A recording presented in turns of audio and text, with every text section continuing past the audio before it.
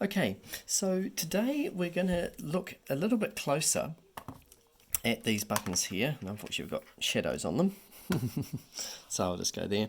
We're going to look at the sin, cos and tan buttons, but this time we're going to use these little things above them, and these are called the inverse sin, the inverse cos and the inverse tan. And in year 12 you'll learn that the negative 1 means, an exponent of negative 1 means the inverse. So inverse of sin, inverse of cos and inverse of tan.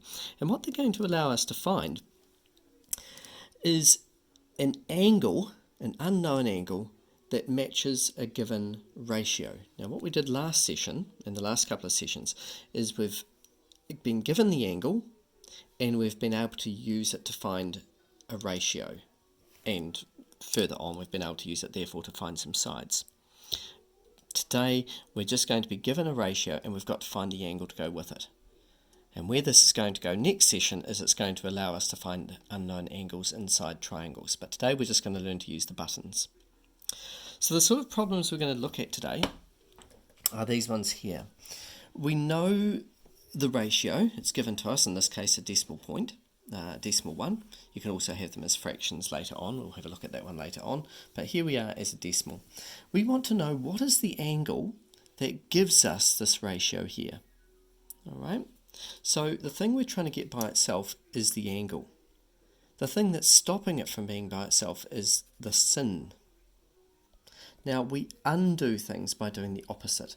And the opposite of sin is called inverse sin. So if I go sin minus 1, which is a symbol we use for inverse sin, effectively that cancels out the sin and just leaves me with the unknown angle. Whatever you do to one side, of course, you need to do to the other side. And the way this gets typed into or written down is the sin minus 1 goes at the beginning of the number, and we want the sin minus 1 of that number. So over to the calculator now and how to get it. Now we're going to be using a few buttons. To get the golden sin minus 1 there, we're going to to get the golden sin minus 1, we first of all have to press the shift button here. Alright, so shift gets pushed, then we push the sin button and we get the symbol sin minus 1. Okay, what we're wanting to type in to our calculator is the sin minus 1 of that number there. So I'm going to put in the brackets here, sin minus 1 of 0.8651, close my brackets and push enter. And we get the angle of 59.89 degrees. So I'm just going to do that to one decimal place at the moment. So 59.9 degrees would be the angle that would give me that ratio. Alright, another example, the other way you can get a ratio presented is as a fraction. Alright, this is more like what we're going to see when we start finding angles in real triangles.